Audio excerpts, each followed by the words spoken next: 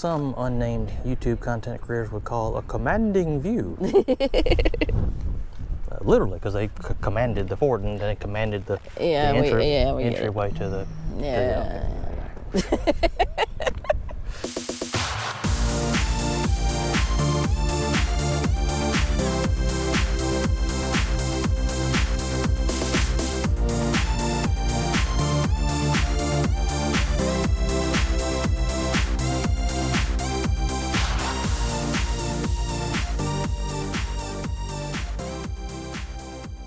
On the road again, post-Hurricane Helene.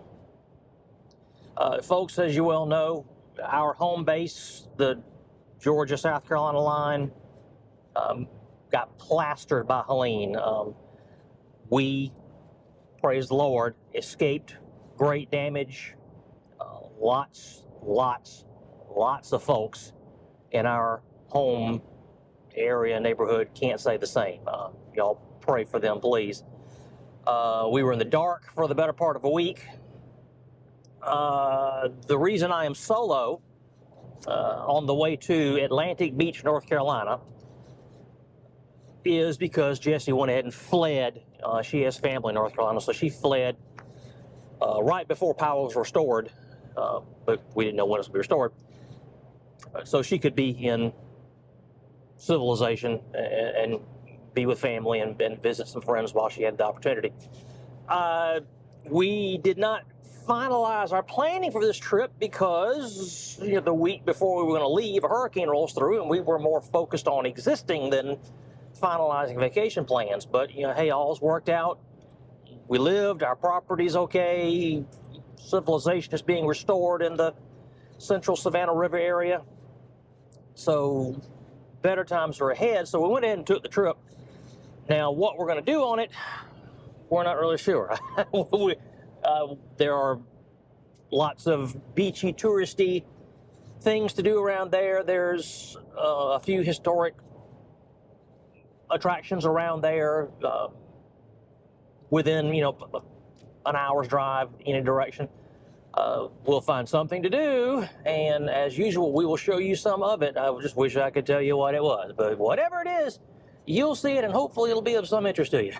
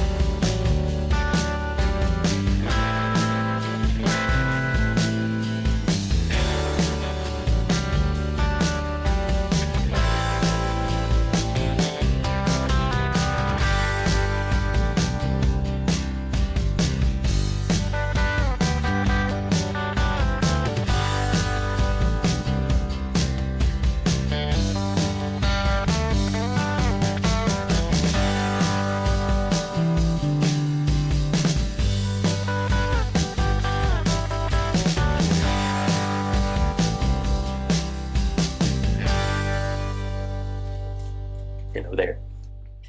We're headed out. Finally. Well, I wasn't going to say that, but It's waiting on me. Pepper Tree Resort, Atlantic Beach, North Carolina. Our home base for a few days. We're going this morning to that direction. Yes. Not even 2 miles, I think. Give or take. To Fort Macon State Park, North Carolina's second smallest state park, but second most visited state park. We'll discover it together.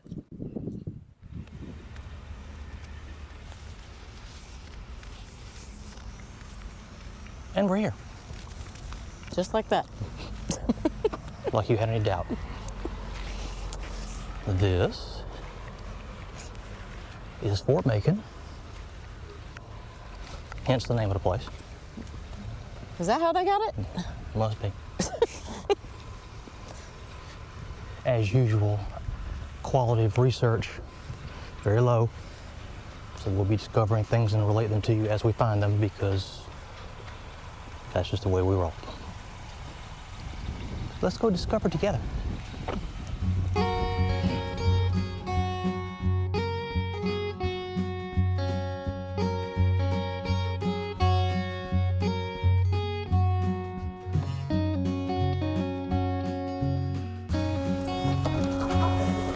Oh, that's a hefty door.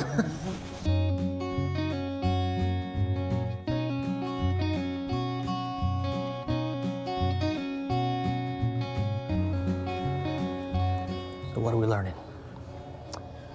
Well, the fort is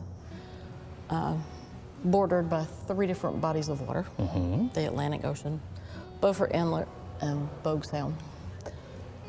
And I read last night that the state of North Carolina bought the fort for $1. From whom? The Army, I From the Army? believe.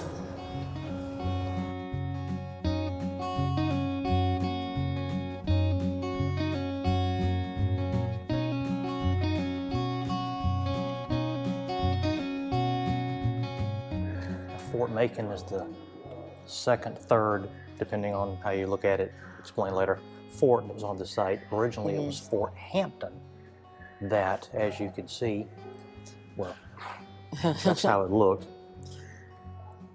It was constructed at a point that at that time was not underwater, but is now underwater. So in the early 1820s, Fort Macon was constructed roughly at the site here. Yeah, shore erosion and barrier islands, you know, makes it a little difficult.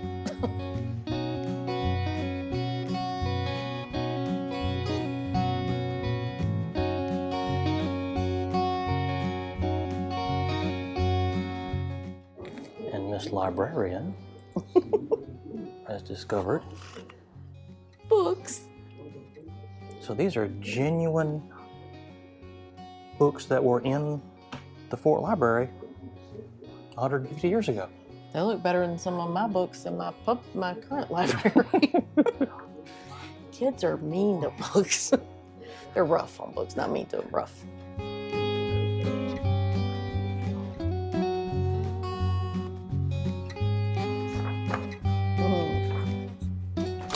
This is automatic door stuff. I don't know, but maybe I should have used it. Chicks and guns. I'm a Southern boy. I like chicks and guns.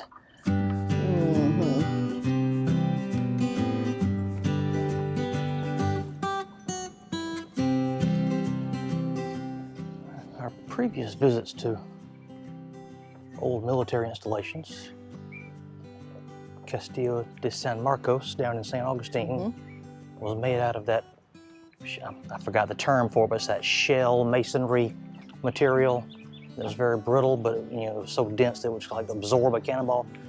I think this one has that as well, or something.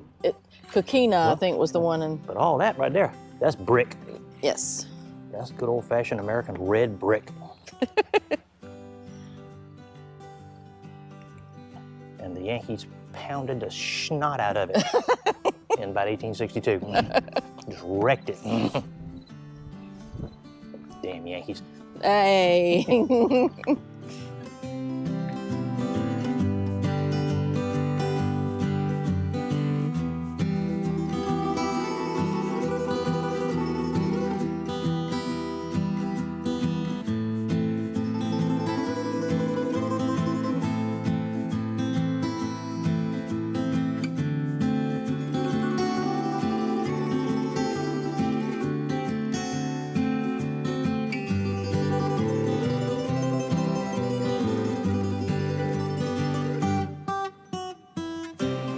Look here, we see that our friends, the Civilian Conservation Corps, cleaned up the place after North Carolina acquired it and made it North Carolina's first functional state park.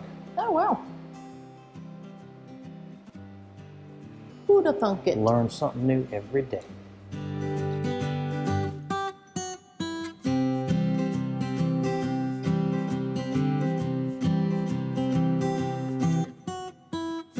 Now, I see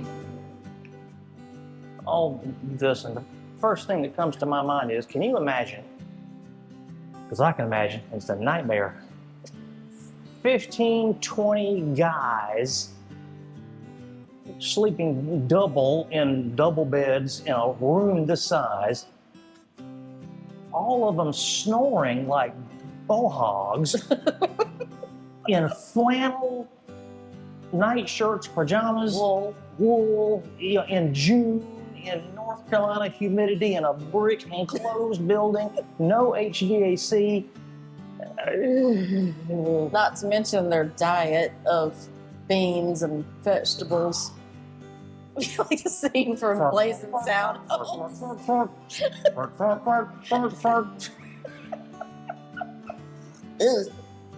Thank God for the 21st century, huh? Yes. Ooh. Okay, up top. All right. I am going to get to a railing because my knees are fit. These are a little steep.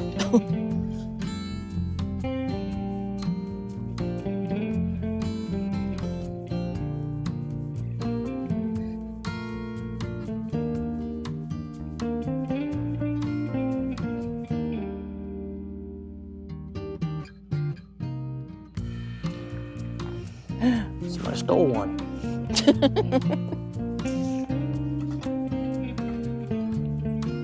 Well, if you got a full duty, there's worse views to have. I guess.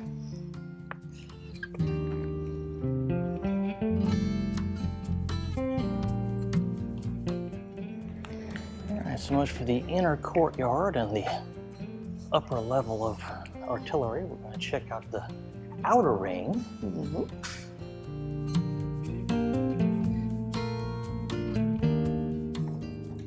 Now this right here reminds me a lot of Castillo de San Marcos. I mean, that was a larger scale. This is a smaller, right? But this, yeah, it does. I agree. The video for which can be found right there, okay. One of these two corners. You'll see.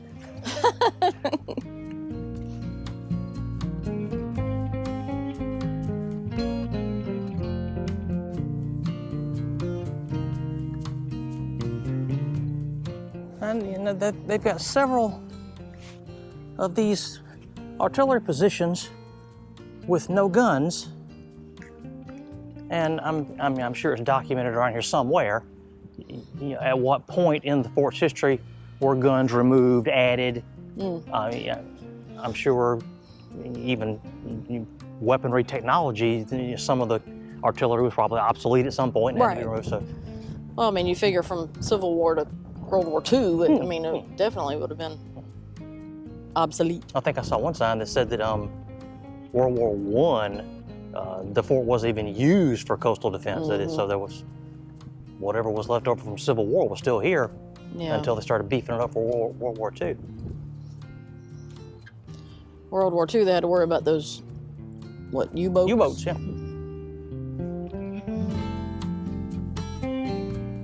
You see the bars on the windows from when this place was used as a penitentiary, immediately after the Civil War. Oops, she's found another marker.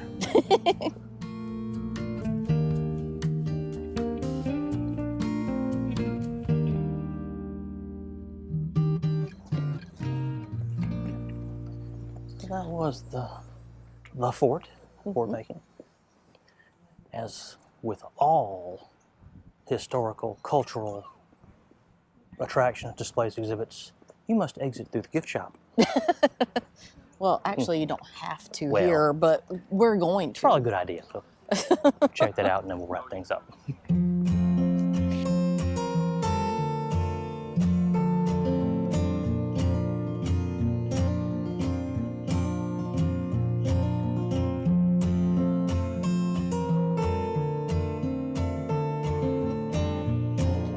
Uh-oh.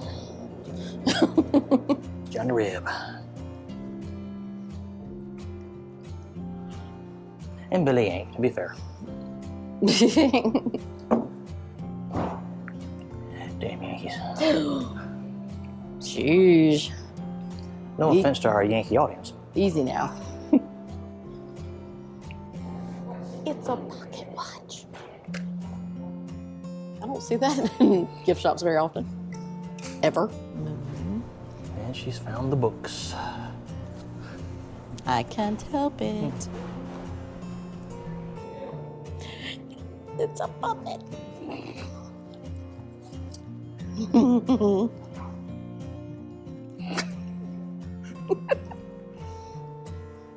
He looks like he's...